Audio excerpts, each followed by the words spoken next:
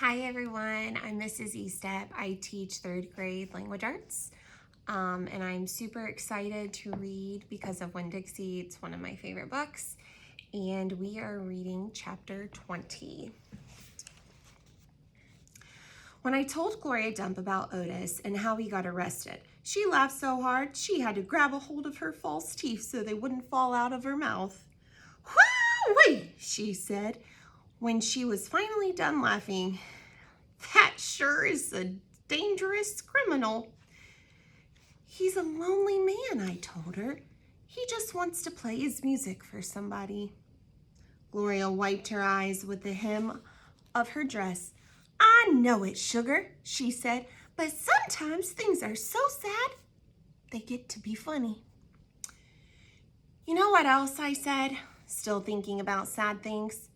"I told that girl about the pinch-faced one, Amanda. Well, her brother drowned last year. He was only 5 years old, the same age as Sweetie Pie Thomas." Gloria stopped smiling. She nodded her head. "I remember hearing about that," she said. "I remember hearing about a little drowned boy." "That's why Amanda is so pinch-faced," I said. "She misses her brother." "Most likely," Gloria agreed. "Do you think everybody misses somebody? Like I miss my mama?" Said Gloria. She closed her eyes. "I believe sometimes that the whole world has an aching heart."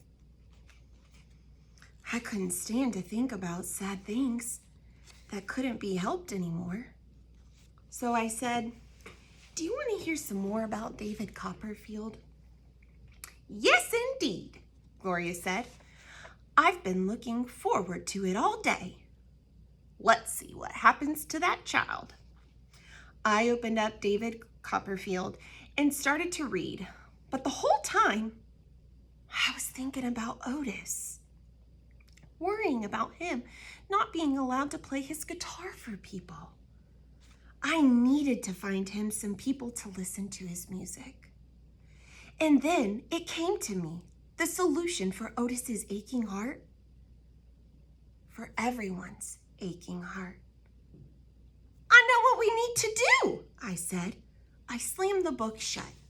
Winn-Dixie's head shot up from underneath Gloria's chair. He looked all around nervous like, "Huh?" said Gloria Dump. "Have a party," I told her. "We need to have a party and invite Miss Franny Block and the preacher and Otis can play his guitar for everybody. Sweetie Pie can come too.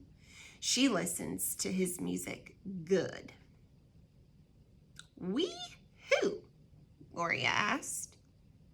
"We, me and you. We can make some food and have the party right here in your yard." Said Gloria Dump. "We can make peanut butter sandwiches and cut them up in triangles to make them look fancy." "Oh, Lord," said Gloria Dump. "I don't know if the whole world likes peanut butter as much as you and me and this dog." "Okay then," I said. "We can make egg salad sandwiches. Adults like those. You know how to make an egg salad?" "No, ma'am," I said.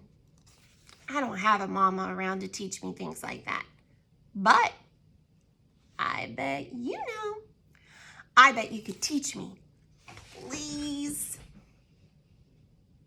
"Maybe," said Gloria Dump. She put her hand on Winn-Dixie's head. She smiled at me. I knew she was telling me yes. "Thank you," I said. I went over and I hugged her. I squeezed her hard. Winn-Dixie wagged his tail and tried to get in between the two of us. He couldn't stand being left out of anything. "It's going to be the best party ever," I told Gloria. "You got to make me one promise, though," Gloria said. "All right," I told her. You gotta invite them Dewberry boys. Dunlap and Stevie. Ain't gonna be no party unless you invite them. I have to? Yes, said Gloria Dump. You promised me. I promise, I said. I didn't like the idea, but I promised. I started inviting people right away. I asked the preacher first. Daddy, I said. Opal, the preacher said back. Daddy, me and Winn-Dixie and Gloria Dump are having a party. Well, said the preacher, that's nice. You have a good time. Daddy, I'm telling you because you're invited. Oh, said the preacher. He rubbed his nose. I see. Can you come? I asked him. He sighed. I don't see why not, he said. Miss Franny Block took to the idea right away. A party, she said, and clapped her hands together. Yes, ma'am, I told her. It's going to be a big old party. We're going to have it in Gloria Dump's yard, and we're going to serve egg salad sandwiches, and there's going to be live music, and it will be good for your heart. Well, that sounds lovely, Miss Franny said, and then she pointed to the back of the library and whispered, maybe you should ask Amanda too. She probably won't come, I said. She doesn't like me very much. Well, ask her and see what she says, Miss Franny whispered. So I walked to the back of the library and I asked Amanda Wilkinson in my best manners, my voice, to please come to my party. She looked all nervous and stuff. Sorry, she looked around all nervous and stuff. A party? She said. Yes, I sure would like it if you could come. She stared at me with her mouth open. Okay, she said after a minute. I mean, yes, thank you. I would love to. And just like that, I promised Gloria I would ask the Dewberry boys. I ain't going to no party at a witch's house, Stevie said. Dunlap knocked Stevie with his elbow. We'll come, he said. We will not, said Stevie. That witch might cook us up something in her big old witch's pot. What? I don't care if you come or not, I told them. I'm just asking because I promised I would. We'll be there, said Dunlap. And he nodded at me and smiled. Sweetie Pie was very excited when I invited her. What's the theme? She asked. Well, there isn't one, I said. You've got to think of a theme, she told me. She stuck her knuckle in her mouth and then pulled it back out. It ain't a party without a theme. Is this dog coming? She asked.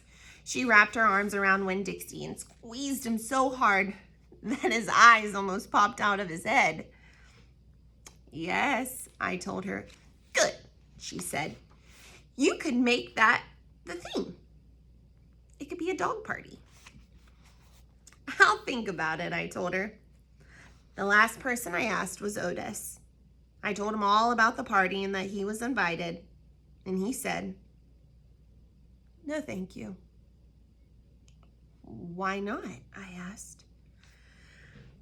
I don't like parties, said Otis. Please, I begged. It won't be a party unless you come. I'll give you a whole free week of sweeping and arranging and dusting. If you come to the party, that's what I'll do. A whole week for free, Otis said, looking up at me. Yes, sir, I told him. But I don't have to talk to people, right? No, sir, I said. You don't. But bring your guitar. Maybe you could play us some music. Maybe, said Otis. He looked down at his boots again real quick, trying to hide his smile. "Thank you," I told him. "Thank you for deciding to come." All right, guys, thanks for listening. That was chapter 20. Get it ready for chapter 21. Have a good night.